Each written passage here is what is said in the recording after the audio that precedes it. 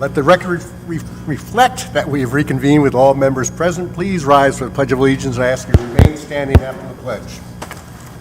I pledge allegiance to the flag of the United States of America and to the republic for which it stands, one nation, under God, indivisible, with liberty and justice for all.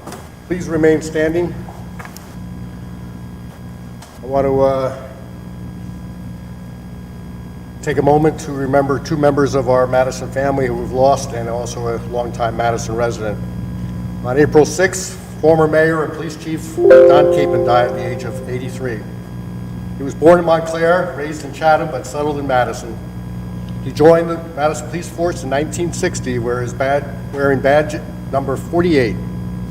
He graduated first in his class from the FBI National Academy, was co-founder of the Project Community Pride, which is still serving teens and families today, was president of the Morris County Police Chiefs Association, and then he retired from the police department in 1990 after serving 6 years as police chief. He relaxed for less than a year as he was elected mayor, Borough of Madison, in November of 1991, serving one term from January 92 through December of 95. From his days walking the beat as a patrolman through his time as chief and mayor, he always had Madison and all our residents first. He is survived by his wife, Catherine, 60 years, his son, Scott, his wife, Colleen, daughter, Kim, and her husband, Tim Ehrenberg, former chief, daughter, Donna, her husband, Mark Lyons. He also leaves 9 grandchildren, 3 great-grandchildren. And Ed Cook, a lifelong Madison resident, passed away at home on April 2nd, age of 73. For those who knew of him, he was one of Madison's great characters. But for those that truly knew him, he was a generous man, always ready to help a friend. Ed was born in Summit in 1948, spent the first years of his childhood in Springfield before his family relocated to the Orchard section of Madison, where he and his brothers were raised. He owned and operated Ed Cook Trucking for many years before retiring, and in retirement up until this year, Ed worked as a crossing guard in Madison. His post was the corner of Ridgedale Avenue and Walnut. Ed loved being outside hunting and fishing, and his hunting included wild mushrooms, which he was known to share with friends or turn into a great pizza. And he was a good enough hunter that no one ever got sick with his mushroom. And I first met Ed in the days after Superstorm Sandy, when he helped direct traffic, everyone in line to get gas, with his ubiquitous cigar in his mouth. But thankfully he was away from the gas tanks with that cigar. He is survived by his wife of 43 years, our Madison Auxiliary policewoman Carmela Cook, his 2 daughters, Lucianne Cook and Jacqueline, and 4 grandchildren. And lastly, Henry Joseph Zwick died at the age of 87 on March 30th. Born in the Bronx, but lived in Madison for the last 60 years. Attended City College of New York. Proudly served our country in the Army. He was in the 16th Infantry Regiment stationed in Germany, and also the 26th Infantry Regiment in Bamberg, Germany. Following active duty, he continued his service with the National Guard and then spent 40 years as a commuter program foster wheeler. He is survived by his wife, 64 years, Teresa, children, Henry, Linda, Diana, as well as 4 grandchildren and 2 great-grandchildren. So let's take a moment to remember Mayor and Police Chief Don Capon, Ed Cook, and Henry Zwick, and let's pass our thoughts on to the families and friends that they leave behind.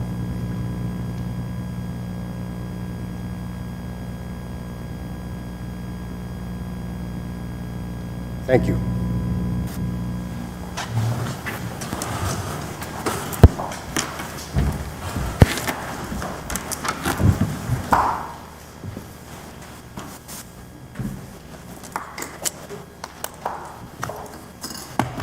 There are no minutes for approval, so welcome all for joining us tonight.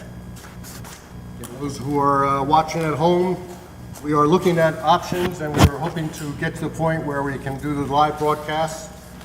And also be able to take virtual appearances from our residents, but right now we can't do both, but we'll get there soon. A few things going on. A reminder that our next meeting, which normally would be Monday the 25th, has been pushed to Wednesday the 27th, so all can attend the Taste of Madison. If you haven't bought your tickets yet, please do so. One of the great events for Madison, and it's great to have it back again. On Saturday, April 3rd, Councilman Eric Range and I attended a meeting sponsored by the county on the planned improvements for Route 24, Park Avenue, Columbia Turnpike. We'll be sharing more on that at a later date, but the goal is to improve traffic flow on Park Avenue and eliminate what I guess would call the Madison Shuffle, which is to come off of 24 and then have to scoot across 3 lanes of traffic on Columbia Turnpike so you can make the left onto Park Avenue to access, to get home again. So more to come on that. On Wednesday, I hosted a scout troop here and taught them the ins and outs of local government, and as I always do, I allow them to have a council meeting with the scout members serving as mayor and council, and they proposed, this scout group proposed an ordinance that would have raised the minimum wage in Madison to $18 an hour.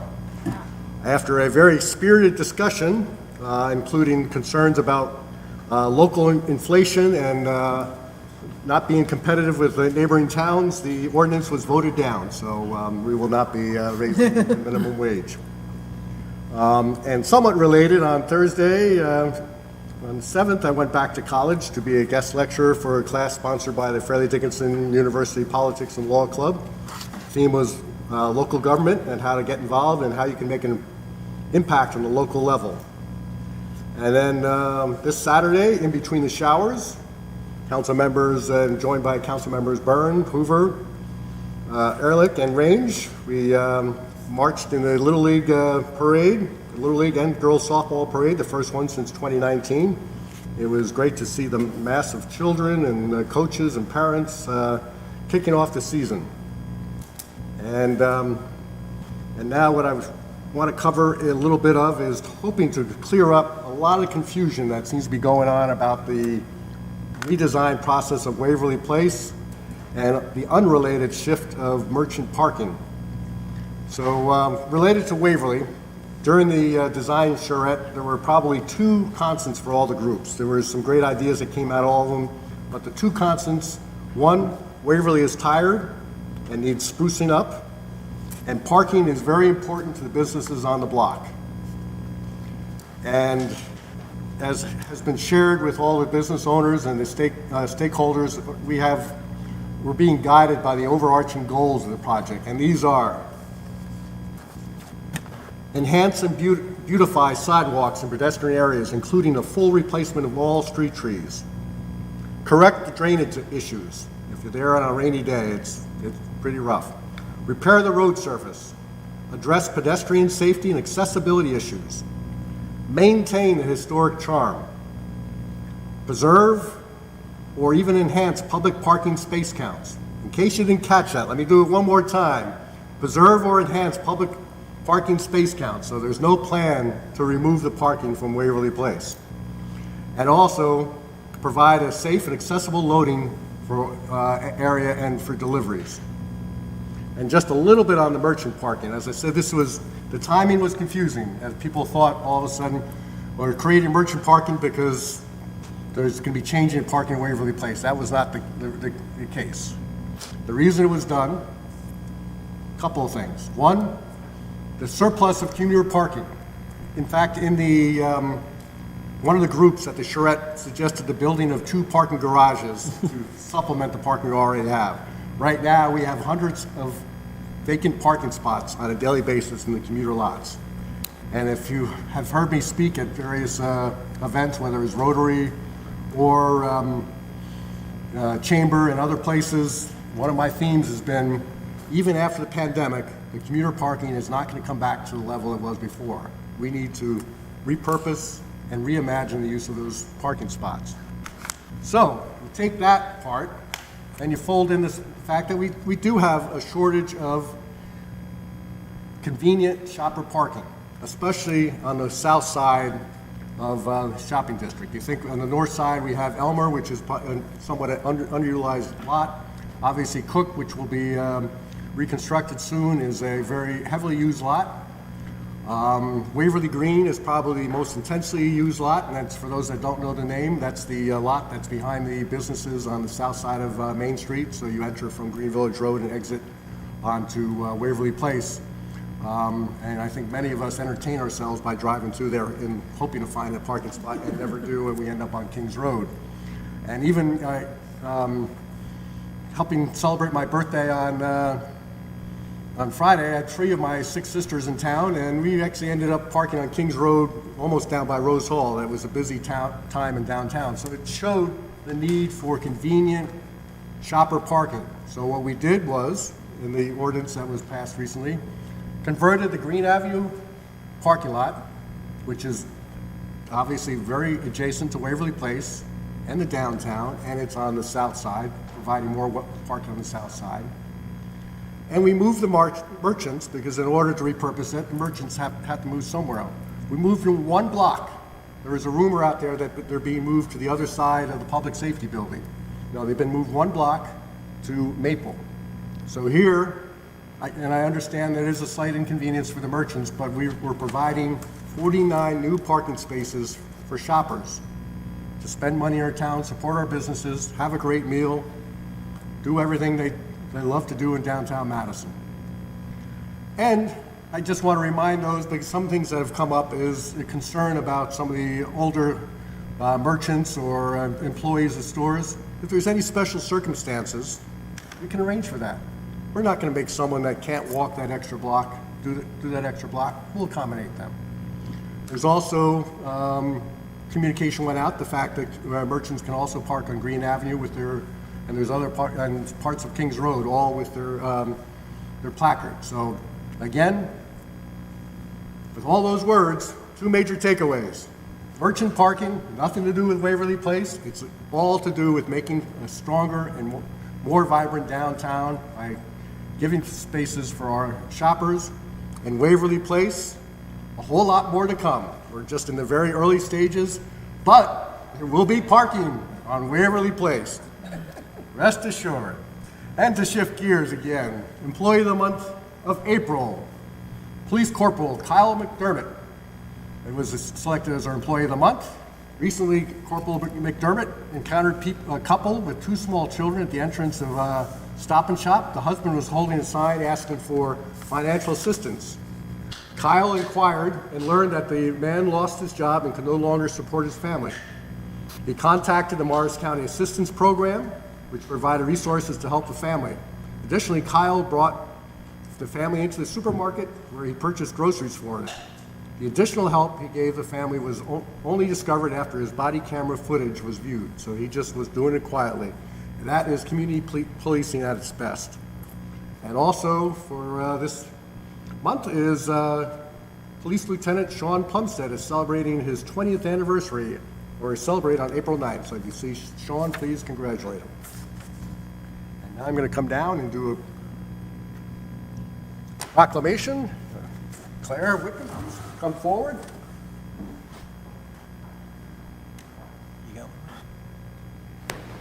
You got one that working here, Mayor? You need? Hello, hello. There we go. Take both of them, speak in stereo. That one work? So we have a proclamation for Earth Day. This is going to be 52nd year of Earth Day, and I think it's taken on different meanings, but it certainly is now, and as I was reading this today, if we don't start doing something soon, there could be a time when you say, well, oh, this could be the last one, which I, not to make it sound bad, but the time to act is now, and that's why we celebrate Earth Day each and every year. Earth Day was first celebrated on April 22nd, 1970, with the goal of inspiring and appreciation of our nation's natural resources through conservation and protection. The celebration is now global and marks an annual review of and a commitment to the principles of the first Earth Day. And whereas the COVID-19 pandemic reminds us the importance of maintaining a clean and healthy environment, and the global community now faces extraordinary challenges such as environmental degradation, global health issues, climate change, food and water shortages. And whereas all life forms on Earth have a right to a healthy, sustainable environment as caretakers of our planet, we have all an obligation to change human behaviors that contribute to climate change so that we can preserve Earth's beauty and its resources. And whereas this obligation extends not only to today's caretakers, but future generations of caretakers who will inherit the planet from us. And whereas on Earth Day and every day, Madison residents are encouraged to preserve our natural resources by participating in efforts to reduce consumption and waste, recycle, utilize renewable resources, eliminate pollution, and conserve water and energy. Now, therefore, I, Robert H. Conley, the Mayor of the Borough of Madison, on behalf of the governing body, hereby proclaim April 22nd, 2022 as Earth Day. And here to accept it, Claire Whitcomb, the Chair of our Environmental Commission. Claire. Thank you, Mayor. Earth Day, of course, stretches into Earth Month, which is a very nice thing. And there's a lot of super cool things happening in Madison. Peter Freed, who's right over there, is organizing EV Expo, which will be on Earth Day itself. At Sunday Motor Co., participating with the Chathams. We have a townwide yard sale coming up on April 30th. We have, the Great Swamp Native Plant Sale, sold out of many things. They have restocked. I got the email and got in there immediately. So I would recommend checking that out. Let's see. We're selling compost bins for backyard composting to cut food waste. And I also would like to note that I went through the agenda tonight, and there's a lot of really good things on it in regards to Madison being an environmental leader. And one thing I'm really sentimental about is that you're withdrawing the Plastic Bag Ordinance, and because the state has passed the strongest single-use plastic law in the nation. At any rate, Madison was such a leader in that. We partnered with the Chathams, and because 130 towns passed plastic bag bans, the state decided to take action. So thank you, Mayor, and thank you, council people, for all the stuff you're doing. Madison's really a great place to be an environmentalist. Thank you. Thank you, Claire. Thank you for all your work.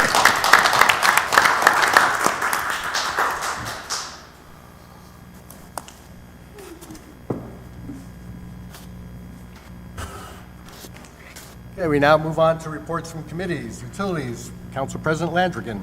Thank you, Mayor. From the Water Department. The Water Department excavated curb boxes on Wisteria Court and Woodside Road for contractor repairs to consumer plumbing inside their homes. The emergency generators have been tested and fuel topped off for the month. A fire hydrant on Ashland Road was repaired without excavation and returned into service after being struck by a motor vehicle. The water has been turned on at the Rosedale baseball field for the season. And finally, anyone interested in the installation of a radio-readable water meter, please call the department to make an appointment. Okay, for the electric department. The electric department rehung the Welcome to Madison signs that hung on Main Street and Madison Avenue. The Public Works Department had to refurbish the signs, which had also been repainted by the former mayor, Mariana Holden. The department set utility poles in the Cook Avenue parking lot and on Cook Avenue in preparation for the parking lot reconstruction project. Since there were few rainy days, the crews worked in the garage reorganizing their materials and equipment. The department continues to do markouts, house services, and replacing the old HPS street light bulbs with the new high-energy efficient LED heads. The electric department is looking forward to hiring summer interns this year. And the department is also pleased to announce that we had no power outages. Thank you, Mayor. Thank you. Public Safety, Ms. Byrne. Thank you, Mayor. From the Fire Department, during the month of March, the Fire Department responded to 10 general alarms, 19 still alarms, 28 investigations, 42 medical calls, for a total of 99 responses this month. 60 fire prevention inspections and 23 resale smoke CO2 inspections were made, and 2 department drills were held. Firefighters Brian Castano and Evan Webb completed a 48-hour buyer instructor course at the Morris County Public Safety Training Academy and have obtained their Level 1 buyer instructor certification after successfully passing the New Jersey State exam. And finally, on Wednesday, April 6th and Thursday, April 7th, 50 firefighters from Madison, Morristown, and Cedar Knolls trained together at the Public Safety Complex, practicing confined space rescue techniques. Firefighters work together to rescue victims in a variety of challenging confined space scenarios. Thank you. Thank you. Community Affairs, Mr. Hoover. Thank you, Mayor. From the Downtown Development Commission, Director of the Business Development. Next meeting of the DDC, Downtown Development Commission, will be Thursday, April 21st at 7:15, and everybody's invited to attend. It's an open public meeting. Downtown Development Commission is sponsoring May Day in Madison in a townwide beautification day. We hope you will join the fun and help us celebrate this year on Saturday, May 7th. Please support this fantastic community event through sponsorship, donations, or signing up to volunteer. Sign-up form is available on RoseNet. The Madison Farmers Market will be celebrating its 30th anniversary this year. It will open on Thursday, May 19th at Dodge Field. The Green Avenue parking lot located between the Presbyterian Church and Rose Garden Park on the corner of Green Avenue and Kings Road is now open to the general public, as the mayor mentioned. This parking lot, close to Waverly Place and the heart of the downtown, will provide free 2-hour parking to those visiting Madison. For a map and all information on parking in Madison, go to the parking information page on RoseNet. A web page for information on Waverly Place Reconstruction project has been added to RoseNet. You can find it on the Main Street Business Development page. All projects, updates, and information will be shared here as the planning continues to move forward. From the Chamber of Commerce, the Taste of Madison is scheduled for Monday, April 25th from 6 to 9 p.m. at the Brook Lake Country Club. Buy your tickets now. Tickets can be purchased at Gary's Wine and Marketplace or through the website at tasteofmadisonnj.org. The Cinco de Madison event is being planned for Thursday, May 5th. This will be a shopping/dining event. From the Madison Community Arts Center, the first phase of the lighting grid installation will begin in the next 2 weeks, and minimal disruption is expected. The initial installation of the grid will take 2 days. The second phase, the electrical hookup and ceiling tile replacement, will take an additional 3 to 5 days. These 2 phases can happen independently. The second phase is in the process of being scheduled. An art gallery system for the space has been purchased and delivered. It will be installed as part of the second phase of the grid installation. A specific event page for the center has been added to the Madison Arts and Cultural website, MACA. It can be accessed from the menu bar at the top of the page. It features events at the space and has both a weekly and monthly scheduled. John Petrowski and Caroline Romanelli have instituted weekly open mics at the center on Wednesdays. The first Wednesday is a literary open mic presented in partnership with Arts by the People. Second Wednesday is a music open mic. Third Wednesday is a comedy open mic. And the fourth Wednesday will be open projector, called Open Projector, where anyone can bring 5 to 7 minute short films to share. The comedy and film presentations will begin in July. Mr. Petrowski has also scheduled 2 evenings of play readings per month starting in May. Caroline Romanelli has scheduled monthly music showcases for Friday evenings. Both Baroque Orchestra of New Jersey and the New Jersey Jazz Society have scheduled 4 concerts each at the center between now and the end of the calendar year. In partnership with Don J. Smith, the center is putting together a week-long dance festival that will occur the first week in December, and will feature, among others, Carolyn Dorfman Dance and an evening of films about dance presented by the Thomas Edison Film Festival, formerly Black Mariah Film Festival. Mr. Petrowski projects that by the end of the calendar year, there will be at least 625 events in the total spacing. At this point, 1,500 hours. This is roughly 33% of the total time available. There are only 52 days this calendar year, and the space is not in use. When the space is not in use, Half of these are Sundays. From today through the end of the year, there are only 23 days without scheduled events. Thank you, Mayor. Thank you. Finance Borough Clerk, Ms. Cohen. Thank you, Mayor. From the Finance Department, following our last council meeting, the borough's municipal budget was sent down to the State of New Jersey Division of Local Government Services for a mandated review. As a reminder, we have a relatively strong financial position, and as such, we're only required to go through the state review process once out of every 3 years. The prior 2 years, our chief financial officer has been able to certify the budget. This is the year we go through the state review. Towns that had to declare a financial emergency because of revenue losses due to the pandemic are required to go under review every year. Some of our neighboring communities have to do that, but because of our strong financial position, we were able to avoid it. Assuming there are no issues and the state is able to complete its review, the council will hold a hearing at the next council meeting, which is scheduled for Wednesday, April 27th at 8 p.m. Later this week, the borough will make its semi-annual debt payment on the 2008 general obligation bonds. Over $26 million in bonds were issued back in 2008, with funds going towards road reconstruction, sanitary and stormwater sewer improvements, the construction of the new public safety building, renovations to Hartley Dodge Memorial, and a new fire truck. These bonds were later refinanced in 2014 in order to reduce our interest payments. We will pay $248,987.50, which is an interest-only payment. The principal payment is made every year in October. The bond payments continue until November of 2028. Thank you, Mayor. Thank you. Public Works and Engineering, Ms. Ehrlich. Thank you, Mayor. The Engineering Department reports that corrective work is in progress by the Hartley Dodge Memorial Plaza contractor to meet the design and quality requirements of the contract documents for the plaza restoration. That work is going to take place over the next 6 weeks, and we appreciate the public's ongoing cooperation as the work is completed. The Madison Public Library roof replacement design work is expected to be complete this week. The new roof surface will be lighter to significantly reduce summer cooling costs and improve energy efficiency. Road reconstruction bids opened March 15th have been recommended for a contract award to Cifelli Construction, who has completed many similar projects in Madison. And that contract for road reconstruction also includes additional sidewalk and paver work throughout town. The MRC trail bids, also opened on March 15th, have been recommended for a contract award to Vollers Construction, who has successfully completed similar projects in Madison. And you'll note we have resolutions on both of those awards tonight.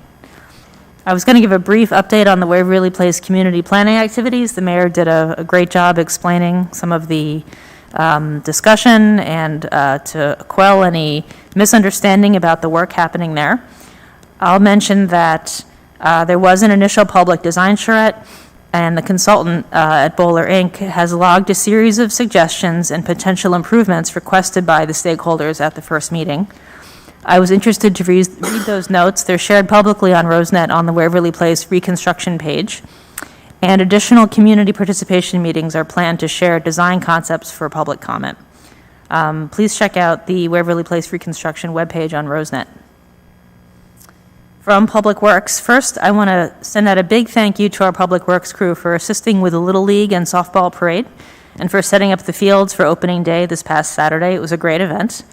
Our Little League and softball organizations, players, and their families are so grateful to the DPW for preparing and maintaining our fields, which we learned on Saturday will be in use 7 days a week from morning till night on the weekends during the spring season. The DPW reports that they have worked with the DDC on placement of the benches for the downtown area, another sign that spring has arrived. And they report that the latest round of sewer jet cleaning has been completed. This is done a couple times a year to avoid blockages in various low areas and the main sewer lines. Our engineering and public works department heads are working together to get information on the roof at the public works garage and related buildings to prepare for future installation of solar panels, which we are looking forward to hearing more about later in tonight's agenda. And I'd like to give a report regarding the Madison Environmental Commission, who hosted a very successful Green Vision Forum on March 31st, I believe. We had students from all of our Madison schools and Drew who presented great presentations that night. The Kings Road School second graders, which happens to be my son's class, presented their findings on native and endangered species. Torrey J students are preparing an activity packet and a cool scavenger hunt using the iNaturalist app that we can all download. And the Central Avenue Green Team had a great campaign called Get Your Green On to raise environmental awareness across the whole CAS community. At MJS, the students learned about the importance of native plants, and they distributed milkweed seeds grown right here in Madison by our native plant specialist and environmental commission member, Joan McCarry. Madison High School students created a multi-part campaign called Don't Recycle, Reuse to highlight the problems with relying on plastic recycling to address plastic water bottle waste. And finally, Drew students reported their progress on updating our local environmental resources inventory, highlighting endangered species and their habitats. It was a really great event for the students and the adults alike, and I want to thank the MEC, organizer Kirsten Wallenstein, and the forum's very energetic MC, Meg Mullen. Congratulations to all the students who worked so hard on their Green Vision projects, and a special thank you to the educators who inspired, guided, and helped compile the students' work. That's all, Mayor. Thank you. And Health, Mr. Range. Thank you, Mayor. Last week was National Public Health Week, where we celebrated the contributions of public health professionals around the country. We're very fortunate in Madison to have such a great team, from our health officer to our registrar of vital statistics, environmental health inspectors, nurses, health educators, and others who all contribute to Madison's public health, and of course also our volunteer Board of Health members. Morris County's COVID-19 community level is currently low. That said, cases have increased over the last few weeks as the BA2 Omicron subvariant continues to grow in our area. More than 72% of reported cases in New Jersey are now likely BA2. Although lagging indicators, the good news is hospitalizations and death rates have not seen a substantial increase as of yet. Earlier this month, the CDC and FDA authorized a recommendation for those over 50 years old to receive a second booster dose. For most, that would be your fourth dose, at least 4 months after your first booster dose. Those with a recent COVID-19 infection within the last 90 days may wish to postpone that additional dose for at least another 90 days. Check with your healthcare provider on the timing that might be best for your specific situation. It is important to stay up to date on the recommended doses of COVID-19 vaccines to blunt the impact of BA2 and future variants. Visit rosenet.org for updates on New Jersey's COVID-19 status, and remember to continue to wash your hands, stay home if you feel ill, and stay up to date on those vaccines. As a reminder, and as Claire indicated earlier, on May 4th, New Jersey's new bag and polystyrene regulations will go into effect. These are some of the strictest regulations in the country, and our local bag ordinance that was passed several years ago will be repealing tonight. But that's really just an administrative action, just because this new state law supersedes our ordinance. It is not because we don't have a commitment to the ideals of these regulations. The biggest changes, because we have been living with a bag ordinance recently, that we'll see is large grocery stores like Stop and Shop and Whole Foods will no longer be able to provide paper bags, even for a fee. So you'll see those go away. Smaller retail stores and most food establishments, however, will be able to provide paper bags, but no plastic. But I think the biggest change we'll see when these new regulations come into effect May 4th is the abandonment of polystyrene food canisters or containers. So the clamshell takeaway containers and certain drink glasses, those will be going away, and you'll see other alternatives. So that's a little bit about the action we're taking tonight. And finally tonight, a programming note from the health education team. We are going to be starting the Wellness Initiative for Senior Education, or WISE program, this month. It's a 6-week program for seniors focused on stress management, mental health, managing medication use, the aging process, substance abuse, and other topics. Madison residents have 2 opportunities to participate at sessions here in Madison at the Civic Center, or those presented at the Library of the Chathams. The Madison sessions will take place from noon till 1:30 p.m. on Friday afternoons, starting on April 22nd and running through May 27th. A light lunch will be served. Seniors with questions about the program can reach out to Sarah Jacobs in the Health Department at 973-593-3079. Thank you, Mayor. Thank you. Communications and petitions. Yes, Mayor, Mayor and Council received a letter dated April the 7th from Richard Zipper of Greenwood Avenue regarding leaf blower noise, and an email was received April the 8th from Jim O'Donnell of Green Avenue, thanking the fire department for their assistance with an issue last Thursday. Thank you. Now we move on to our first of two opportunities for public comment. This one is limited to our agenda discussions, which include solar carports and a joint diversity event with the Borough of Chatham, and the resolutions. If you want to comment on a ordinance that is here for a hearing, you wait until that hearing is open, just so you know that ordinance 14, we will not have a hearing on that because that is being tabled, which is another word for withdrawn. Will be replaced by another ordinance which will be introduced tonight. We'll explain that shortly. Ordinance 15 will have a hearing, but the vote will be deferred until the two ordinances are voted on together related to cannabis, medical cannabis. The ordinance 16 will not have a hearing because it has not been reviewed by the planning board yet. They did not meet in between, so there will be no hearing for that one. And these are the resolutions you may comment on. Resolution 115 is authorizing purchase of equipment and installation for the trunked municipal radio system. And this is funded through Ordinance 7, and amount not to exceed $157,000, $554.12. And Resolution 116 is also related to that, more equipment and installation components and upgrades to the radio system through another co-op, and this is also funded through Ordinance 7, and not to exceed $80,581.50. Resolution 117 is awarding the contract to Cefali & Sons in the amount of $436,497.50 for the road improvement program.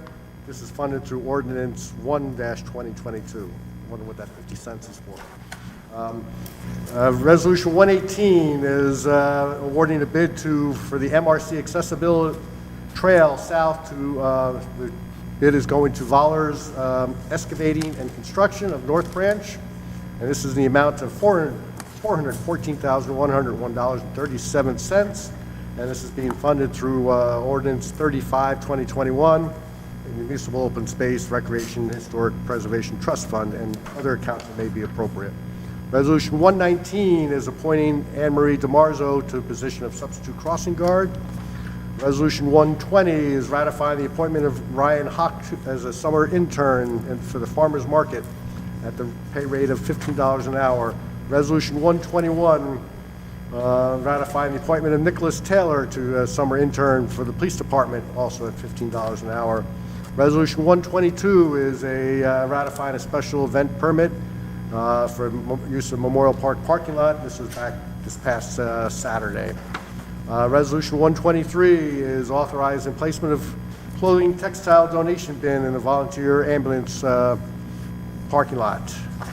Resolution 124 is authorizing continued display of the flag in front of Hartley Dodge, supporting the country of Ukraine as they enter into yet another month.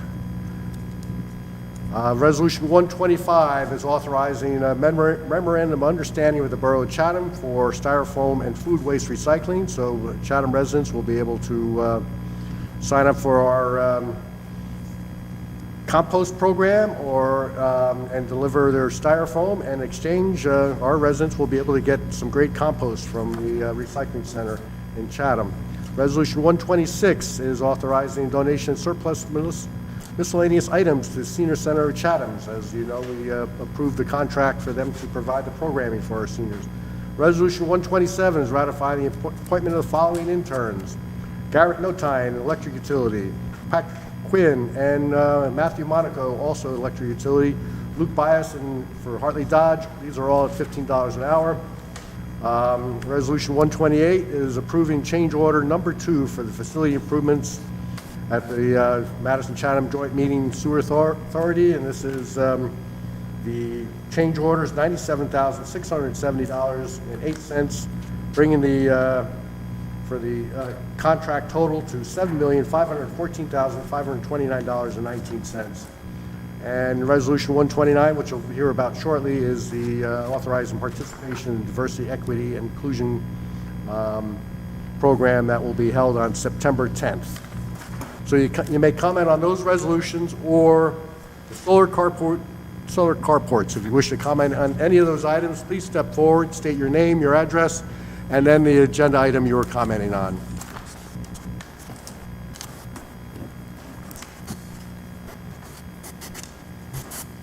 Hello, Mayor. Hi, Council. Tom Harlan Putis, 27 Pomeroy Road. I figured I'd get started early, Mayor. There's so many good things you have on your agenda. So that was a great presentation from Clara and Rachel on all the advances the MEC is making in town. I mean, involving so many different groups, too. It's great. We've been doing that for a long time, but now it's even better. From the schools, all the different schools, so that's fantastic. And resolution number 125 is about the borough's participation with Chatham for styrofoam and food waste recycling. So it sounds like this is just going to allow them to use our facility at the DPW yard. But maybe someday this will actually lead to the borough organizing a pickup for styrofoam recycling and actually for food waste. So that is happening in some parts of the country, but in other countries it's happening even more. So you imagine if you really took out the food waste from your waste stream, and then you took out all the recycling from your waste stream, there really wouldn't be much to put out in the garbage or to put in the landfills. So it might be something to look at in the future for discussion. There actually are some styrofoam companies, you know this because I think you discussed it before, that will take your styrofoam if it's clean and if there's no contamination, and they might even pay you for it. So it might be something that would make us even greener in the future. So that's something to think about. But that's great that you're getting Chatham to participate too. I don't know how much food waste actually goes to the DPW, if there's a measurement, if it's a ton a month or something to that effect. Maybe you can enlighten us. That's it. You want more? I have more time, huh? As long as it's on a resolution. I got more time. No, I just want to see exactly what the trail entails, the new trail along the MRC. Because it's going to be a big project, so hopefully it has a lot of different facets that are attached to it. But, that's something for a different day. Thanks, Mayor.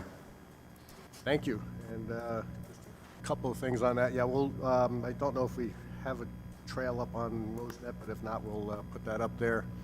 Great comments related to the composting. My wife and I have signed up for the Java compost, and I would share a couple of things that I learned. One, 2 weeks ago, when all of a sudden it was Wednesday night, I was in bed, and I realized I forgot to take the garbage out, and I realized, no big thing, there's no garbage, there's no food in there. It can sit another week, and there's not a whole lot of garbage anyway, so that was a side benefit. We happen to have a vacation property in an area that is, they have major landfill issues, and so it is the law that you have to separate the two from compostable and non-compostable. And so, we are making progress. Not only does it take space in the landfills, it creates methane, which leads to climate change. It all comes back around. Anyone else want to comment on any of the resolutions that I had just outlined or the agenda discussions? Seeing none, I close this part of the meeting and we move on to solar carports. We'll have our CFO, Jim Burnett, and our volunteer extraordinaire, Dr. Peter Freed.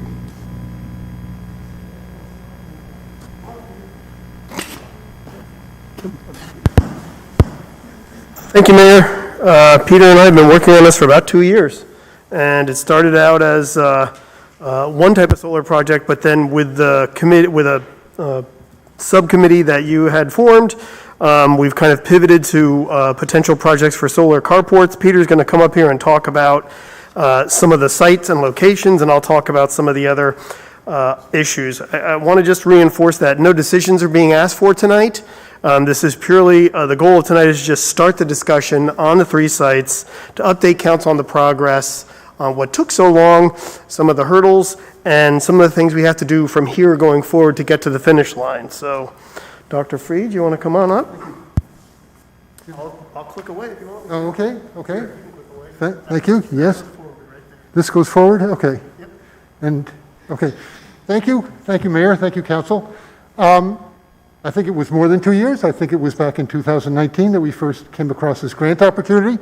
And I need to thank you for helping us to decide that this was a good thing to study, and also for the opportunity to work on this. It's been, I did not come into this. I am not an expert on solar or renewable energy, and therefore it's been a wonderful educational opportunity for me, and I want to thank you for the opportunity to work on this because I have genuinely enjoyed it. So we started this feasibility study in 2020, and it's still ongoing, and it is not the contract to develop anything. It is a contract to study a variety of sites and to make some recommendations for layouts and what might be developed. And as Jim said, no decisions are going to be made right now. We're just going to brief you on the status of the study as this thing goes into development, hopefully. There will be more briefings like this. The final development will show more details than we're showing, and so people will have more opportunities to comment on this. We're going to tell you about 3 sites that are the ones that we're focusing on, and I'm going to take the liberty of taking this off now and briefing without that, which is a luxury I haven't had much recently. And the 3 sites are the Recreation Complex parking lot, the Community Pool site, and the Municipal Complex, Station Road and John Avenue, John Street, where DPW is. The total generating capacity for these 3 sites will be about 1.5 megawatt. The annual total energy that gets created is estimated as being about 2,200 megawatt hours of energy.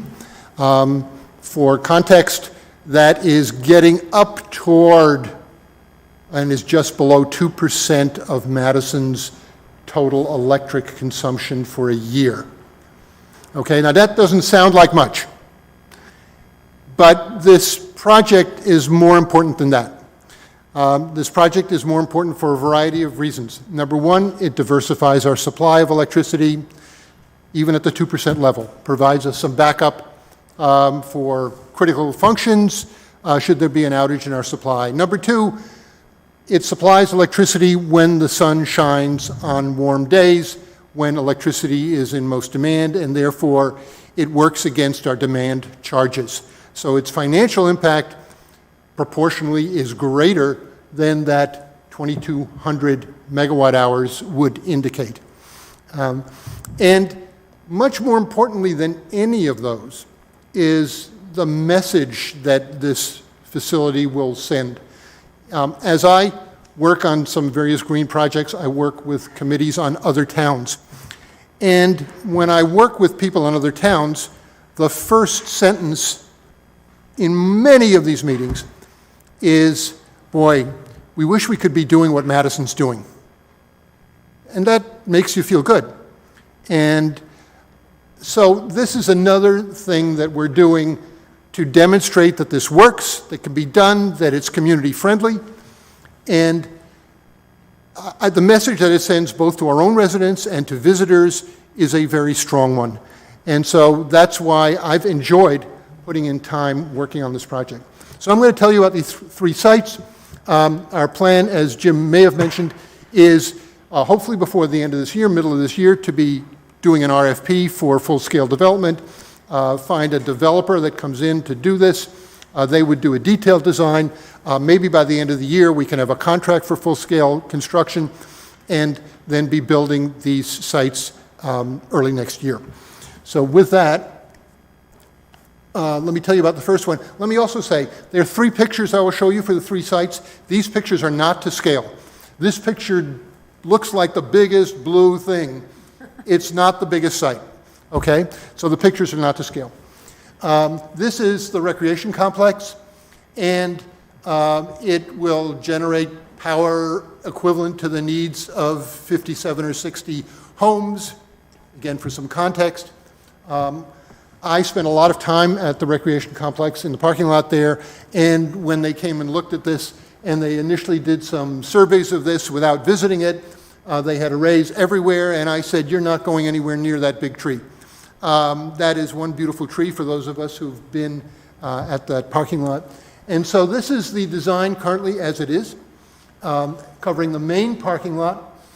We've had discussions with the rec committee and discussed some concerns that people had about drainage and runoff, about another facility that I think is going to be put down here with regard to some recreation activities and a pathway there. No interference with that. We've also done the detailed interconnection studies to see how this would interconnect through the building, the concession building in the basement of that building, how the electrical connections could be made there. And this will provide shading for the parking in the parking lot and illumination for that parking lot as well underneath these panels. So I will entertain questions, but I'll go right on to the next one. The second site is the community pool site over on Rosedale. And this is actually, with those arrays, the largest generator of the 3 sites that we're currently entertaining. It would provide electricity for over 100 homes in Madison. And it provides shaded parking for those who are using the pool. And there would be, unsure yet, but possibly some minor tree trimming up where those green balls are. What? Yeah, yeah, right here. There might be some tree trimming, but not a lot. These trees hide these arrays from Rosedale. These arrays are more apparent. We're in the process of studying how the proposed tree grove over here would conceal some of these arrays, working with people in the area and with the pool committee on that. We've had a meeting with them, received their comments and addressed their comments, gotten some replies back to them. Again, gone through the interconnection studies, and that's the second site. Let me go on to the third one now, which is the Department of Public Works and Water and Light facility at John Avenue or Street? Avenue or Street? Avenue. Avenue, thank you. Correct, yep. Okay. And here, the energy for 60 homes, roughly equivalent to the size of the MRC facility. No tree trimming except perhaps here, this carport down here, which provides shaded parking for the employees of DPW, may require minor tree trimming behind it. We've looked all through the site, did a long walkthrough a couple of weeks ago where we arranged at the suggestion of Ken O'Brien and Jim Mattina to put this large panel of solar arrays up there and on these various rooftops, and my device is failing. As you see here, that is basically the layout at that facility. Now that I've had the chance to show you all these pretty pictures, I'm going to turn it over for all the difficult questions to go to Jim. Okay? Unless there's anything you want to ask me about these 3 sites. Thank you, Peter. Well, very well done. Okay. Thank you for And all don't your go work. anywhere, because we'll be, I'm sure we'll have questions. I'll be right here. Okay. Okay.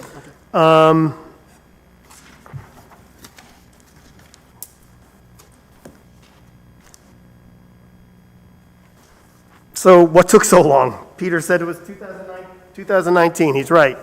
A couple of items we really needed to define and figure out how this was going to work. Once we figured out how we thought it could work, the Board of Public Utilities decided to issue a new type of solar renewable energy credit, and there was some possibility that we were not going to be able to participate in it. To pay for the facilities, you end up, if you're a customer, ending up paying a certain amount of money up front if you buy solar panels like Peter put on his house, but to help pay for it, you get these SRECs. It's revenue for the amount of electricity you generate. There was a question whether we were going to be able to get that revenue or not. The Board of Public Utility did issue a successor program back in July where they finally came out and said, yes, a municipal electric utility that wanted to do a project like this, it could happen. So that was great to hear. The second reason was the need for a solar penetration or grid study. And this is where Peter and I were learning stuff every day and every week.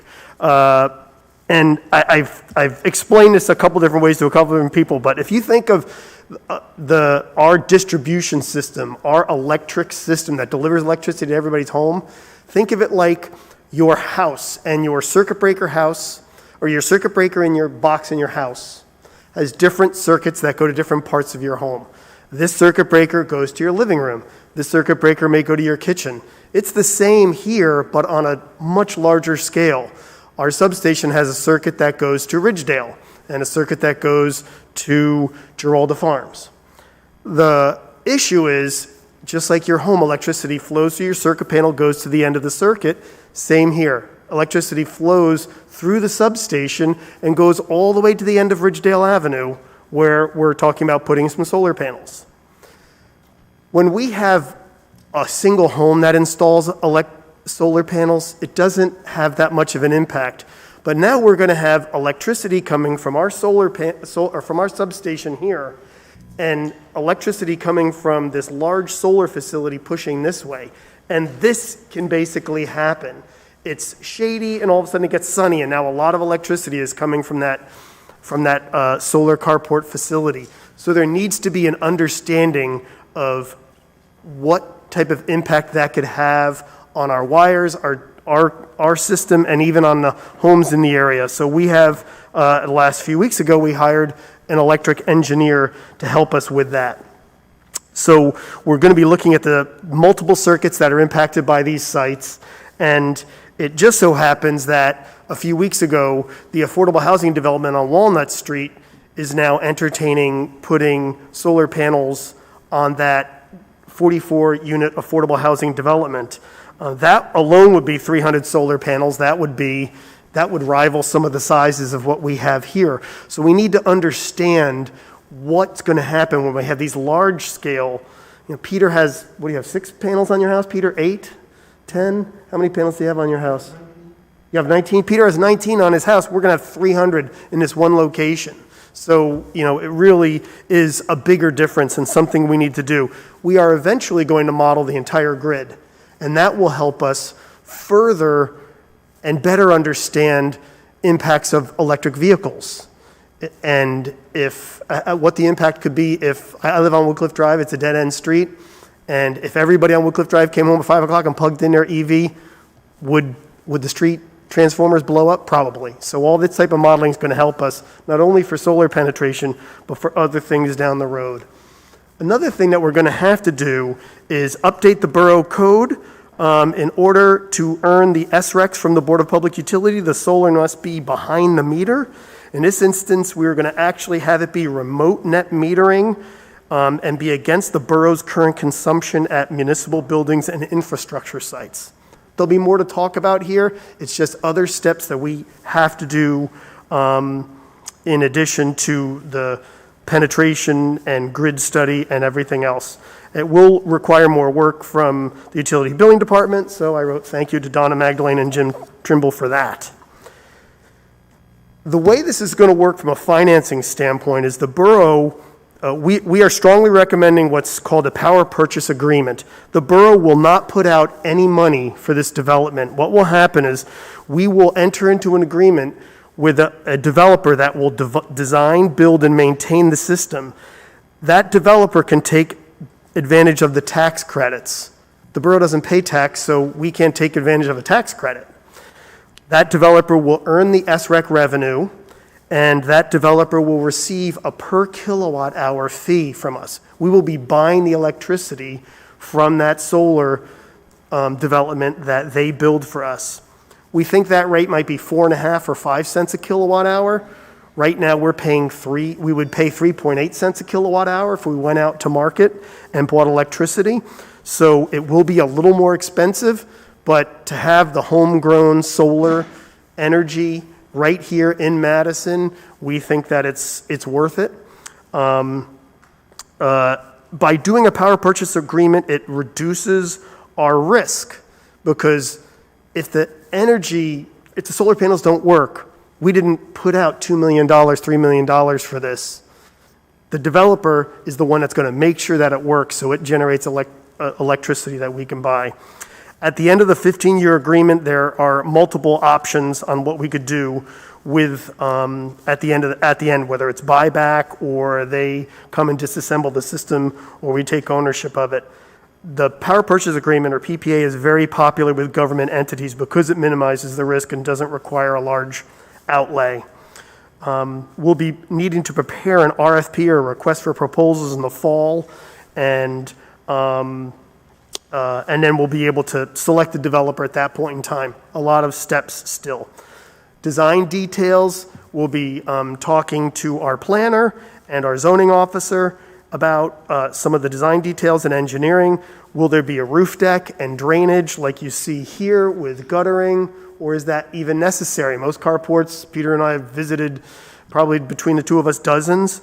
Most carports, it's on top of a parking lot. It would rain on the parking lot and drain. It would rain on the solar on the solar panels, hit the parking lot, and then drain. So it's not probably something that we need in terms of the drainage, but lighting, whether it's powder coated or galvanized steel. So I would just say to you all, when you're out and you see a solar carport, maybe pull over and take a look at it. And I like the ones up at the County College of Mars, personally. So so keep that in mind. There's also some zoning questions. Peter showed a small carport on John Avenue. It borders right up against the property line with the housing authority. There might be a zoning issue with that.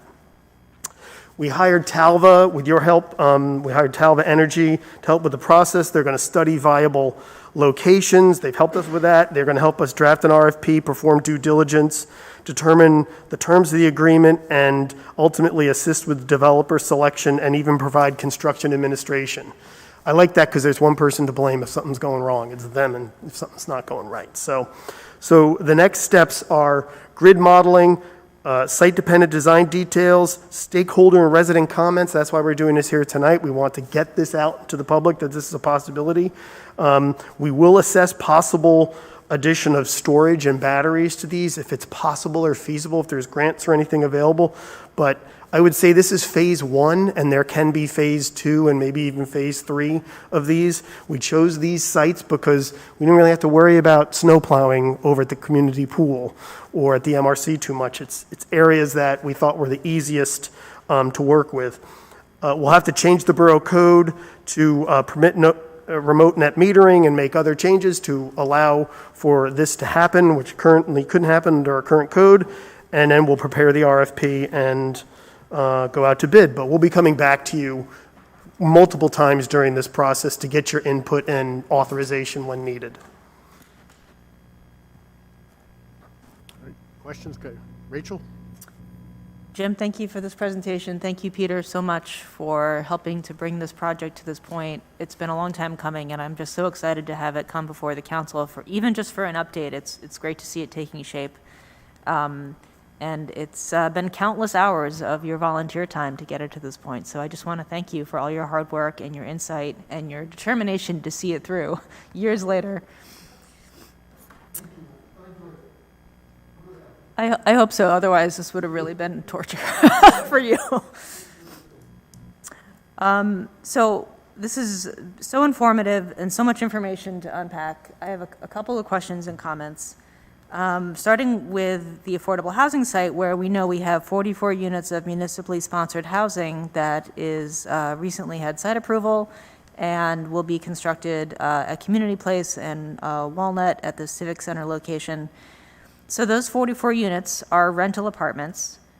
Can you explain a little bit about how the panels on the roof of the shared, apartment building will interact with whether it's the electrical meters of the tenants there, or do you have any insight yet as the developer explores this about how the panels will work for a rental development?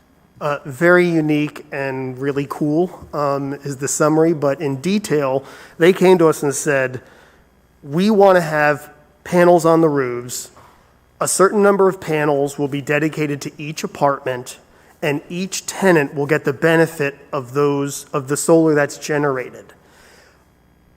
It will, because they will be installing the solar, not the tenant, which tenants would pretty much never install solar on a landlord's piece of property, because the landlord or the developer, the affordable housing developer, will be installing the panels. They can take advantage of really beneficial tax credits that they can get through affordable housing. And they collect rent from the tenant. Rent is mandated and detailed by the state as what affordable rent can be. If the rent were, let's say the rent is $400 and then the tenant gets a utility allowance of $80, and they would pay their electric bill and their other bills with $80. In this particular instance, the landlord, the affordable housing developer, will be able to say, well, I've provided them with electricity with the electric panels that should equal what they need, and therefore they can charge them $480 in rent. It would be the same to the tenant, but that's another revenue stream that helps the affordable housing developer actually put these panels up. And I don't know of any other affordable housing development in the state of New Jersey that has done it this way. We should find out. It's really unique to have solar panels on an affordable housing, and as council knows from prior discussions, this is going to be basically a passive development where all the appliances will be electric, the entire consumption will be electric, and it will be very high efficiency. So I hope I answered your question. I feel like I rambled on. But. Yeah, it's intriguing, and I'm looking forward to learning more, because it would be great to know if this could only possibly be implemented at 100% affordable, or if some of our other rental properties in Madison, of which we have many with lots of roofs, could also look at a model like this, or if it's unique because of the utility allowance. So for future discussion, but interesting to see what lessons learned we have from this arrangement, which is quite unique. I'm also interested in the design question that you raised. I appreciate the couple of photos, or number of photos in the presentation to help us visualize what the carports look like. So, you know, there's add-ons, we could call them bells and whistles, whether it's, you know, drainage and gutters, additional lighting. Uh-oh, we lost our, that's what I get for praising the photos as they disappeared. A cloud is going by and... Tech is working on it. Continue with your question. In any case, I think I'm so glad to hear that we're exploring opportunities for storage, because we really, you know, if we're going to pursue this transition to renewables, we need to ramp up our production and implementation of battery storage. So I hope we can prioritize that in this analysis. And, you know, these are, you know, there's different styles. I appreciate the different looks of these things. You know, I also question whether we need to do a whole, you know, gutter and drainage system, because if the water comes down on the asphalt, you know, it always came down on the asphalt. So maybe we don't need to gather up the water and spend extra money to divert it and, you know, put it back in piping. But I think, you know, I just want to make the point that the landscape in New Jersey and, you know, around the country and around the world is going to be changing in terms of where we see renewable energy generation happening, whether it's wind turbines, solar panels, and this is going to be part of our reality as we construct more and more distributed energy resources. So these are a billboard in a lot of ways, and I think we need to sort of strike a balance between how much aesthetic care we want to put into making them, you know, refining the design, versus just having them say what they are, which is, you know, free energy from the sun that, you know, we are benefiting from. So I guess I'm not feeling like we need to spend a lot of extra money that maybe we could spend elsewhere on making these, you know, a more refined or polished design. But certainly aesthetics are a big part of it, and if we want to put our best foot forward, and have people admire these, maybe we do need to invest a little bit in some of the design and the aesthetics of this. So it's a balance. I just want to acknowledge that. That's it for me. Thank you, Mayor. Thanks, Jim. Maureen? So peak usage during the summer, does this have any effect on that? So it actually will have an impact, a mild impact on our capacity and transmission charges, which are set on the peak hottest days of the year. They're set typically at 4 p.m., 5 p.m., or 6 p.m. The sun is still shining then, and so these will generate solar, and by generating solar electricity and us not having to buy it from the grid, it will reduce those costs. And then obviously, more directly, as Peter alluded to, during the summer, it's going to be generating more electricity than it does during the winter. And the summer we are a summer peaking utility. There are other places that peak in the winter because people use electric heat and other things like that, but we are a summer peaking utility and area. Eric? And then Bob? Yeah, thanks, Jim. This was really informative. And I think this question really dovetails with what Maureen was talking about. But obviously, the kilowatt hour price is higher than if we were to go out and purchase on the market. So are there other savings or benefits that we'll see in other places that's kind of the trade-off for that slightly higher rate? Sure. So we will see the savings in capacity and transmission charges I talked about. The hottest days of the year when we have to go out to market and buy extra energy, we buy energy in a block, but on a hotter day, we're going to have to go out and buy a little more. That's going to be on a sunny day when we're generating the most electricity, so we won't have to go out and buy so much. Hottest days of the year are also the most expensive days of the year to go out and have to buy that energy on the spot market. So it may not be easy to quantify, but it is, there definitely will be other savings involved in us being able to have these panels up. And, yep. Just a quick clarification. So, but the 4.5 to 5.9 is a delivered cost. The 3.8 is the power, and then on top of that, we have to, is that the delivered cost of the power, or are we throwing on top of that 3.8 the JCP&L charges of getting that power to Madison? 3.8 is delivered, so both of them are delivered. Okay. However, the 3.8, or the 4.5 cents, and these are illustrative numbers. I mean, the electric market right now has gone kind of bonkers in terms of if we wanted to go out and buy electricity now, it's just expensive with everything going on in the world with interruption in energy. But we will definitely have a reduced cost in our transmission and capacity charges because we're generating it locally. So there are these other little savings. So when you look at that and go, wow, it's a little more. But we are also in a situation where this year, last year, and probably the next few years, we're going to be generating at least $2 million more that we've been giving back as a dividend. So maybe it's only $1.9 million as a dividend or $1.95 million as a dividend that we end up giving back. But what we got in return was over 200 homes energized and these solar developments that we can look at and remind us of the importance of what we're doing. Peter's got something to add. Huh?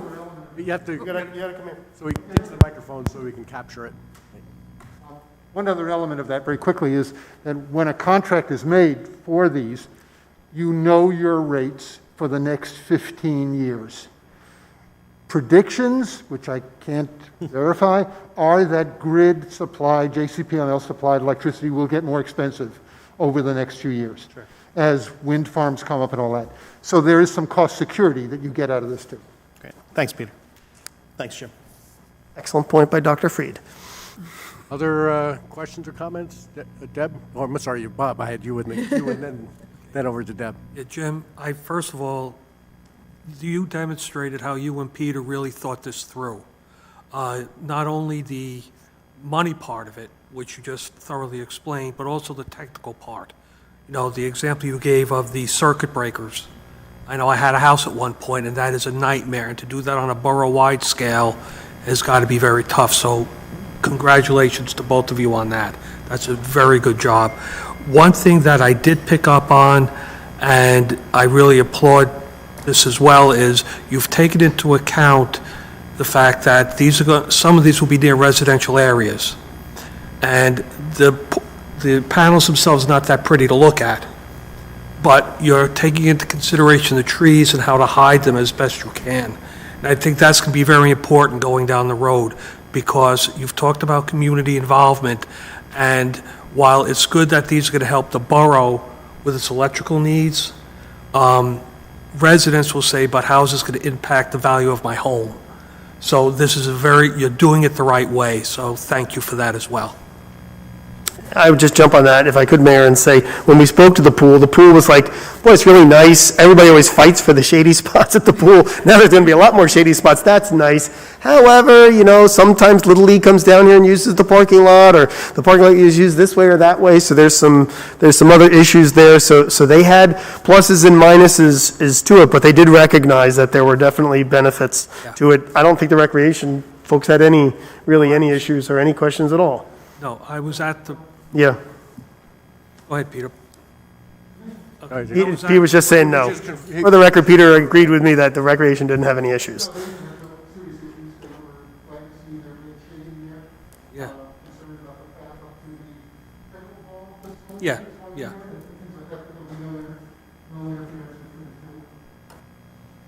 So that was just to capture on the audio. There's no issues related to the MRC from the recreation.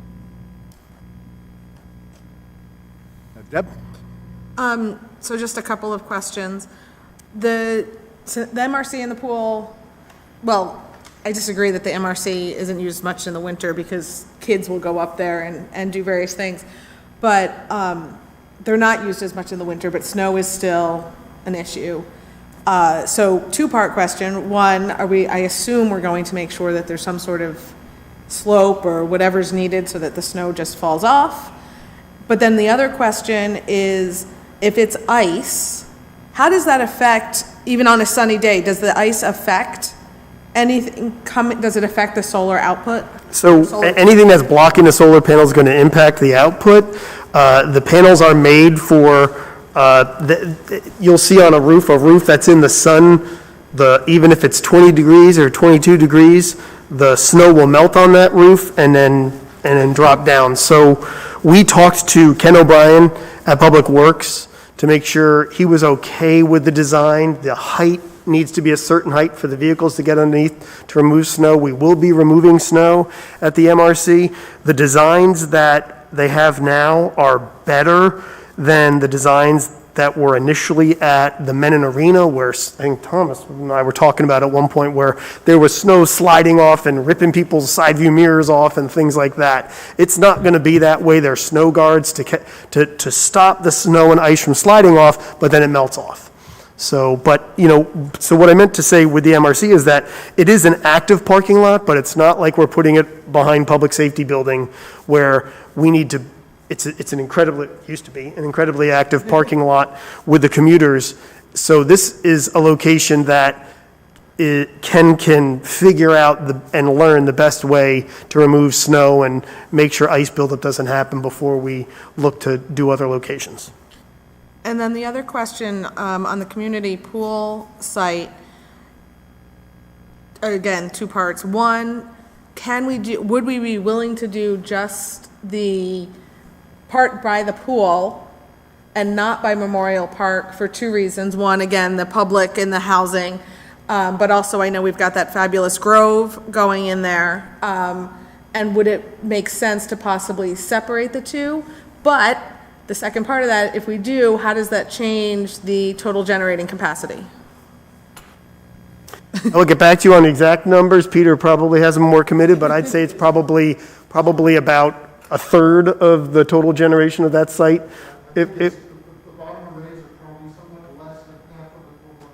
Yeah. So these numbers would drop by, say, 35 to 40%.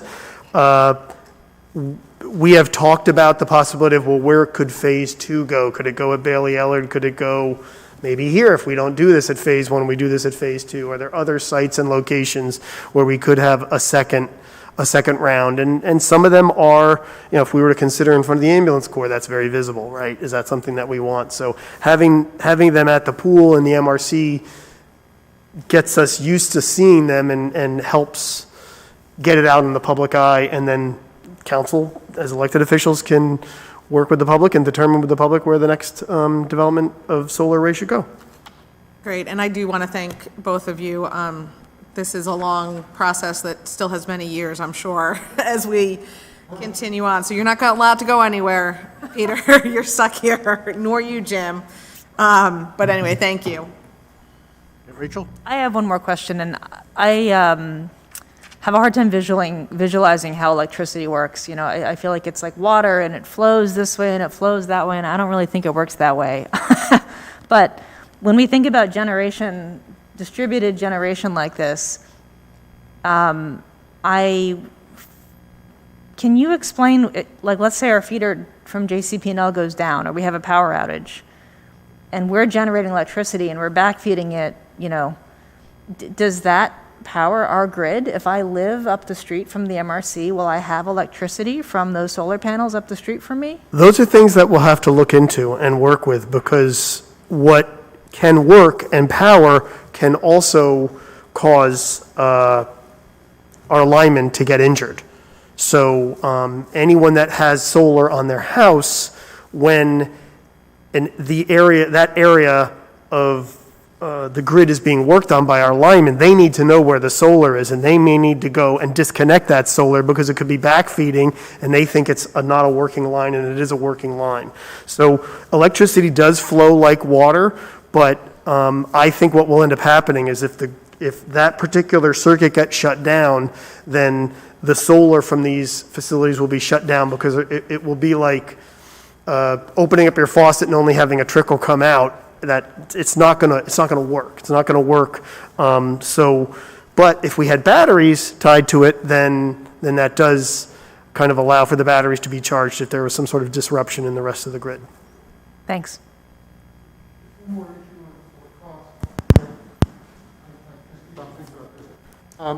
There is that time 15 years down the road when the contract is done, after which the electric rate gets very attractive.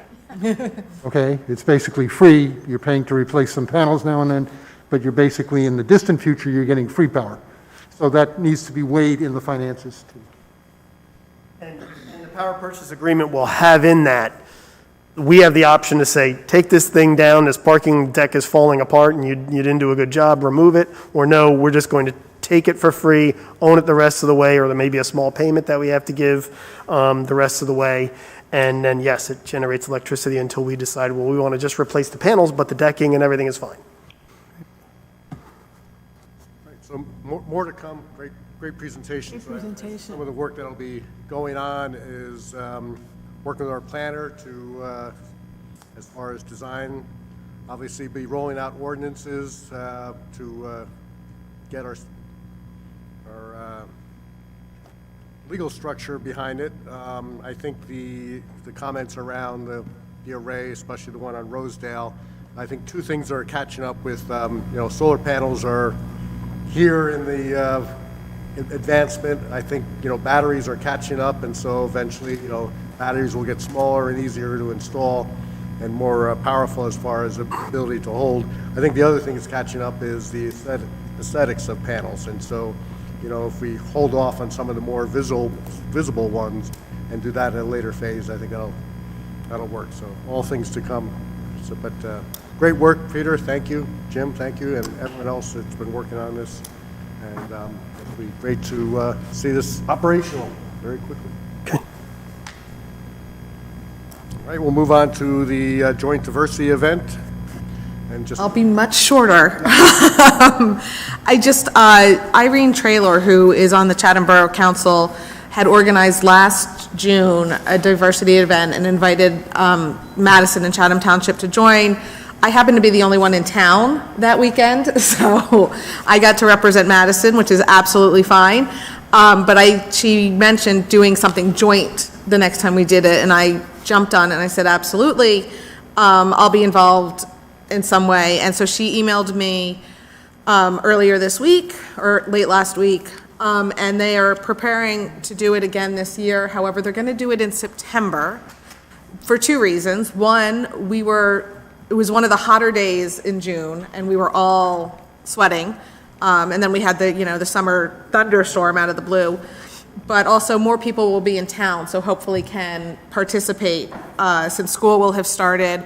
It's also during, I'm assuming Chatham, she just said falls during the Mid-Autumn Festival. I'm assuming that's an event in Chatham that they have going on.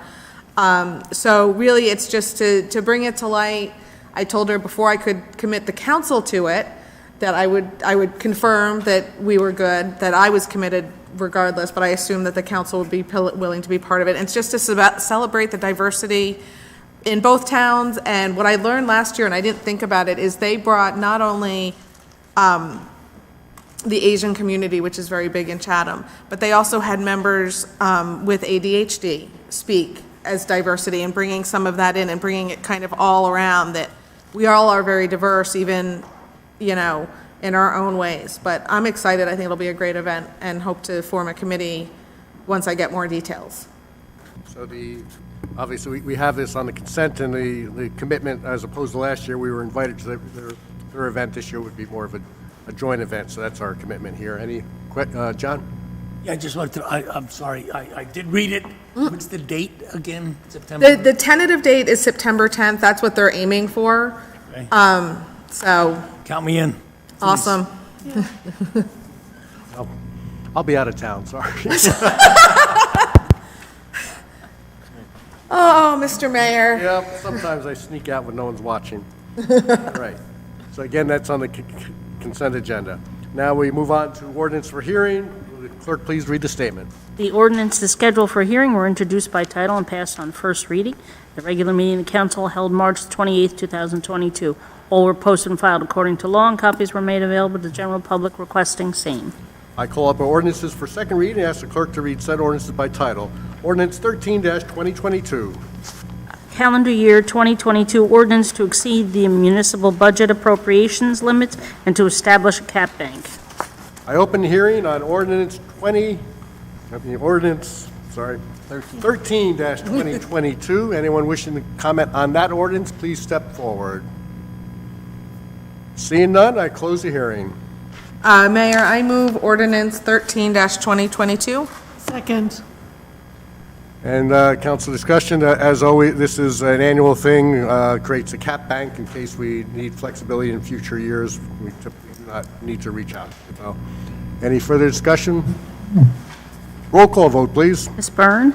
Yes. Mr. Hoover? Yes. Ms. Cohen? Yes. Ms. Ehrlich? Yes. Mr. Landrigan? Yes. Mr. Rainge? Yes. I declare ordinance 13-2022 adopted and finally passed, and ask the clerk to publish notice thereof in the newspaper and file the ordinance in accordance with the law. Ordinance 14-2022, we will read it by title, but this will be tabled.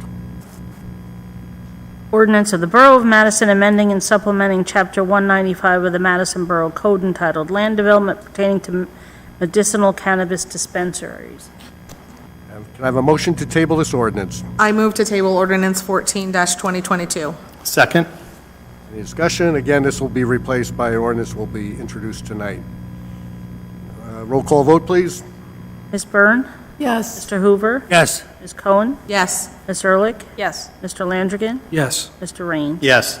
I declare ordinance 14-2022 tabled.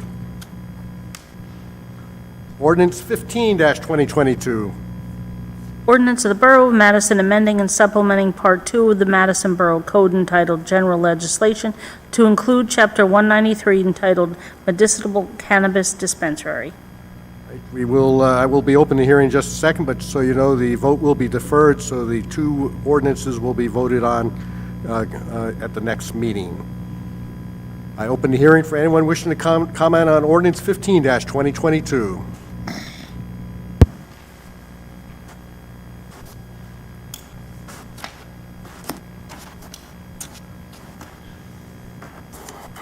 Alan Spatola, 6 Rose Avenue.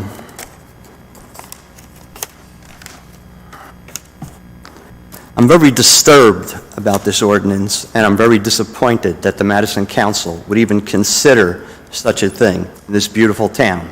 Now, I know that some that I've read about you, especially some certain particular members, I know Mr. Landrigan spoke about his concern about people that need this. I know Ms. Cohen spoke about it, and I'm not saying that there are not people that need medicinal marijuana. However, let's not make it sound like that the people that need that are the people that have cancer or leukemia.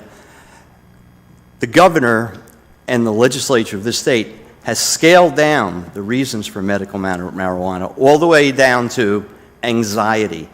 And let's face it, almost anybody can get a doctor to say they have anxiety. So let's not blow up medicinal marijuana as if it's something, some cure-all that so many people need. There's ways to scam that system. And you could argue all day long that people don't do it, but in the real world, people do. Some of the things that I've seen that people say is that, I saw that Ms. Cohen said that we need, it's a cash-only business. Think about, why is it a cash-only business? Because banks won't participate in it. Why not? It's just something to think about. Now, beyond that, we need an armed guard. Why in a beautiful town like this, with a beautiful downtown, would I want a building that has to have an armed guard 24/7? I think it's disturbing to have a business like that. I saw that people talked about the floor spaces mentioned, a certain amount of floor space so that it could be contained. But you have no idea how many people might come on a particular day for medical marijuana. And you can't guarantee me that they'll stay within that building, that the line won't go out the door. And now picture this, that we have middle schoolers who exit that school every day, and you all see them. They walk downtown. Now I have a line of people out the door. You could say, oh, it's only medical marijuana. Those children, no, it'll only be a matter of time. And you know it before somebody in that line goes, hey, kid, come here. And the next thing you know, here we go. You could say that's not going to happen, but you know it will. You also said in your ordinance that you're going to stop people from lighting a joint up inside the building or in a car. You can't do it. There's no way you can control people from doing that. Oh, we have a police force. You'll have to have 10 policemen all over that area to stop it. In reality, you can't stop it. It sounds good to say you'll have that, but the reality is you can't do it.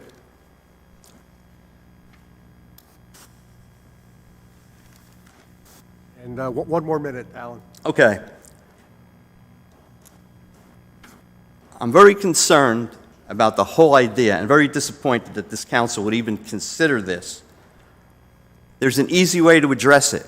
I wrote to the Eagle and told them, I'm sure many of you saw it. You could set up a dispensary right at the Summit Medical Center. Also, the state is considering, and it's probably going to happen, that pharmacies will be able to do this, where we get the rest of the medicine. Why do we need a special building, or in your case, 2 buildings, to dispense medical marijuana? We don't. Pharmacies and the medical center and things of that nature could easily do it. We have real buildings with real doctors and real drugs. That's what we do for every other drug we dispense. And then Ms. Cohen also mentioned that this will be no different than people having certain drugs in their purse or on their person. The difference, Ms. Cohen, is that this is a gateway drug, or even if you disagree with me that it's not, it is still considered by many people a dangerous drug. And there's no way, there's other people that say it's fine. And I'm not taking it one way or another. I don't know, I'm not a doctor. But the point is those other drugs you mentioned are all pharmaceutical drugs that are dispensed by doctors. That's time, Alan. Okay, thank you. Thank you very much for taking the time for your comments. Anyone wishing to comment on Ordinance 15, please step forward. Seeing none, I close the hearing and ask for a motion to defer the vote and council discussion to the next meeting. Mayor, I motion to defer the vote until April 27th. Second. All in favor? Aye. Aye. Thank you very much. Ordinance 15 deferred to the 27th. Ordinance 16-2022. Ordinance of the Borough of Madison amending Chapter 195 of the Borough Code entitled Land Development to require proof of payment of borough charges at time of zoning permit application. And this ordinance also has to be reviewed by the planning board, so, and they, as I mentioned before, they did not meet in between our meetings, so we will defer the hearing and the vote without any action right now by the council to our April 27th meeting, pending a review with consistency with the master plan by the planning board. All right, now we move on to invitations for public comment number 2. This is when you may comment on any topic, including ordinances for introduction or anything else on your mind. Again, state your name, your address, try to keep your comments to 3 minutes, but you will be given a 1-minute grace and asked to stop at 4. Good evening, Judy Kroll, 27 Laurel Way. I'm here representing Friends of the Madison, or Friends of the Drew Forest. And I just wanted to give you a couple of very quick spring updates on things that you're going to be noticing around town and also in the forest if you visit the forest. We have purchased a number of lawn signs. You'll start to see them popping up throughout town. And if anyone is interested in the audience in purchasing one, you can go to our website, which is friendsofthedrewforest.org, and you can purchase a lawn sign or actually get one free with a donation. So that's available now, and you'll see more and more of those popping up. I also wanted to mention that the forest is starting to come to life after the winter. And right now there are a number of what we call ephemerals. Those are wildflowers that bloom very briefly in the spring. And they're very, very rare in New Jersey. Most forests, because of deer grazing, have lost those particular plant species. So they're really a wonderful sight to see. They come up very early in the spring. They provide food for early pollinators. And then they go back underground. Their leaves and everything goes back underground, sort of like, I think of them as kind of the cicada wildflowers. They go back underground and stay there until the next spring. Also, if you are interested in looking and seeing what's blooming in the forest throughout the spring, you can visit our Instagram page. It's called Save the Drew Forest. And each week we'll have a wildflower of the week throughout the spring so you can see what's there. And again, anyone that would like to visit the forest, if you haven't walked there, it's a really beautiful time of year to be going. And there is a trail guide for the Zuck Arboretum. There's a kiosk there that has actual hard copy guides, but you can also download them from our website. So that's an update from Friends, and thanks very much. Thank you, and thanks for all the work. And I had to make a trip to check out flowers coming out of the ground. Anyone else wishing to comment, please step forward. Seeing none, I close this part of the meeting. And we now move on to introduction ordinances. Will the clerk please read the statement? Ordinance is scheduled for first reading, have a hearing date set for Wednesday, April the 27th, 2022. All will be published in the Madison Eagle, posted on the bulletin board, and made available to members of the public requesting copies. Ordinance 17-2022, or I call it ordinances for first reading, ask the clerk to read said ordinance by title. Ordinance 17-2022. Ordinance of the Borough of Madison repealing Chapter 136A of the Madison Borough Code entitled Plastic Bags Single Use. Mayor, I move ordinance 17-2022. Second. And as mentioned in Eric's report, this is being repealed because the state has put a law in place that will supersede this, but as Claire already mentioned, I want to thank the council and both Chatham Township, Chatham Borough, Morris Township for joining us in doing this four-town coordinated plastic bag ban. As pointed out, I think it was that momentum that created the state law. A whole lot easier when you can say 130 plus towns have taken steps to plan the plastic bags, and the amount of plastic that's ending up in our water stream is scary. So looking forward to the statewide. Any further discussion? Roll call vote, please. Ms. Byrne? Yes. Mr. Hoover? Yes. Ms. Cohen? Yes. Ms. Ehrlich? Yes. Mr. Landrigan? Yes. Mr. Range? Yes. Ordinance 18-2022. Ordinance of the Borough of Madison amending and supplementing Chapter 195 of the Madison Borough Code entitled Land Development pertaining to medicinal cannabis dispensaries. Mayor, I move ordinance 18-2022. Second. As mentioned, this is replacing ordinance 14 that was tabled and withdrawn, upon conversations with our planner, that to remove these CBD 1, CBD 2, which is Central Business District zones, it was more appropriate to have this limited to the Gateway and CC District, as it's a kind of a limited access business that would not be appropriate for downtown. Any other further comments? Roll call vote, please. Ms. Byrne? Yes. Mr. Hoover? Yes. Ms. Cohen? Yes. Ms. Ehrlich? Yes. Mr. Landrigan? I'll be abstaining from this, as I abstained from the original vote, because it's my understanding that the final vote on this will be happening on April 27th. Right. So I'll be abstaining. Mr. Range? Yes. Ordinance 19-2022. Ordinance of the Borough of Madison amending Chapter 178 of the Borough Code entitled Tree Protection. Mayor, I move ordinance 19-2022. Second. All right, and we have questions on this. Jean Krakovia is the chair of the Shade Tree, is here, but just a quick synopsis. We now have the experience of a couple of years with our tree ordinance, and saw some areas where it could be improved. One is the scale for tree replacement. Before, regardless of tree size, it was a 1-to-1. This scale is very similar to other towns, and so if you remove a significant tree, you're going to be making a significant donation of planting more trees to offset that.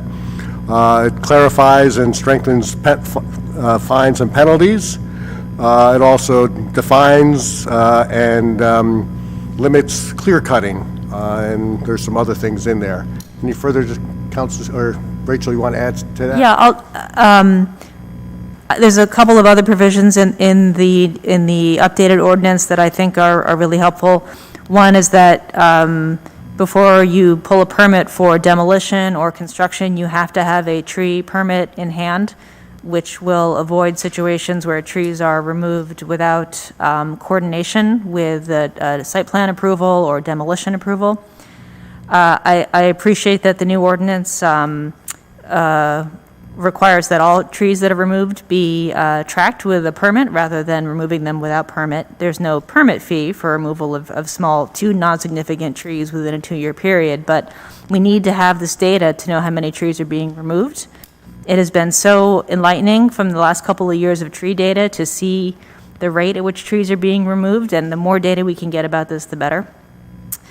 And the other thing I wanted to highlight is that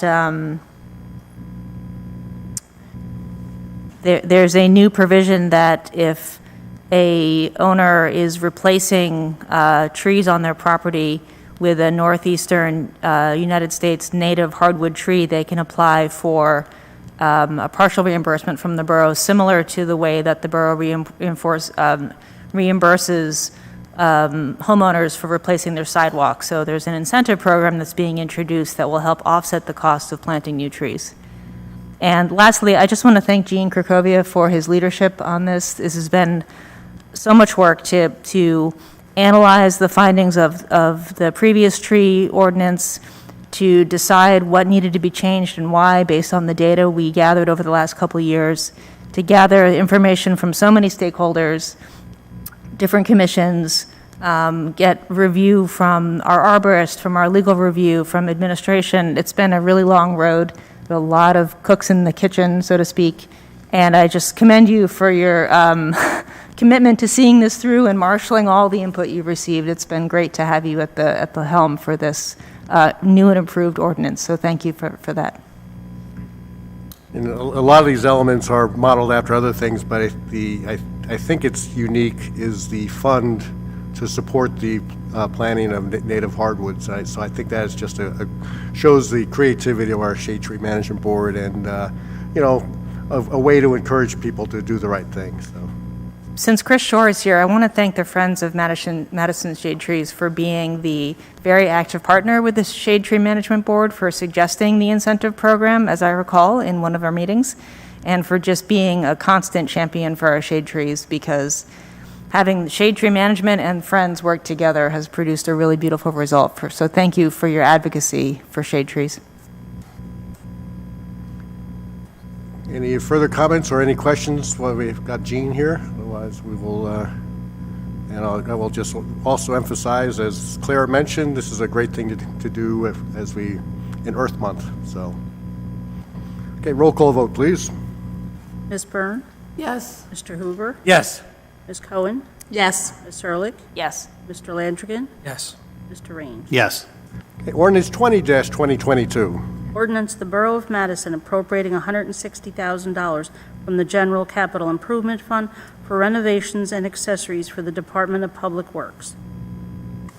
Mayor, I move ordinance 20-2022. Second. This is part of the capital budget as presented earlier this season. Any other comments on this?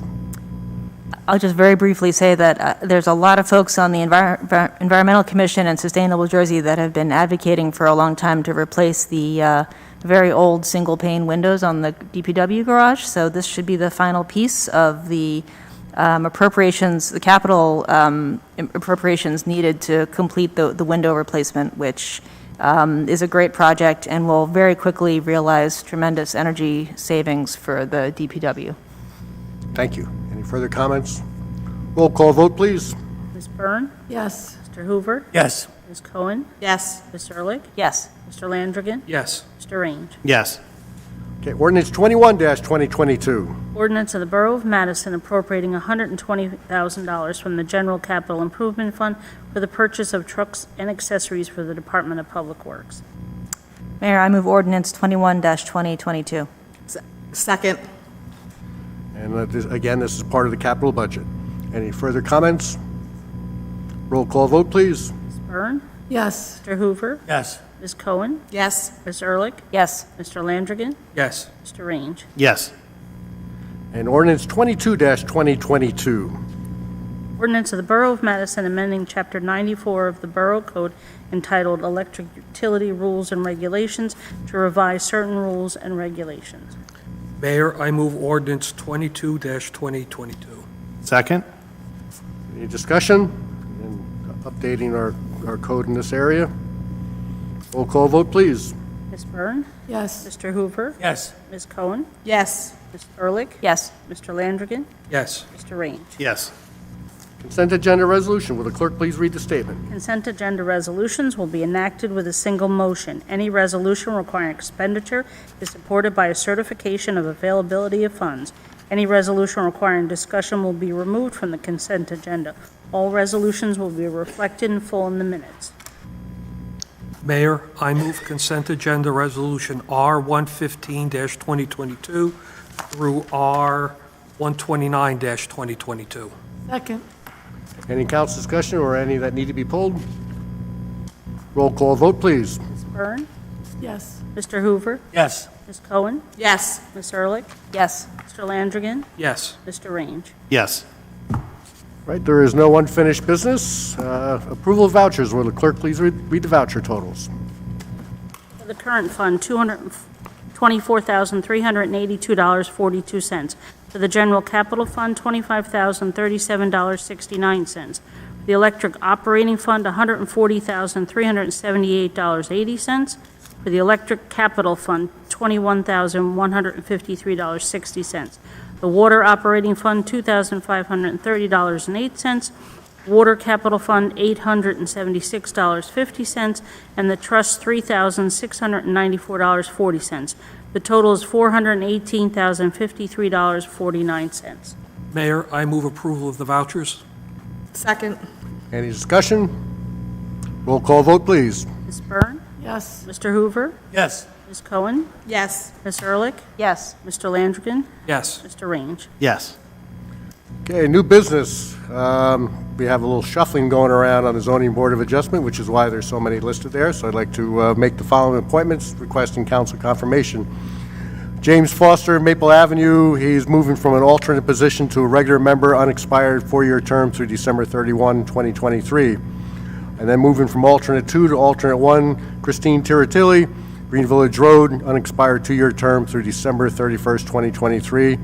And then a new appointment to alternate 2, Catherine Ransom Silliman, Highland Avenue, to unexpired 2-year term through December 31st, 2022.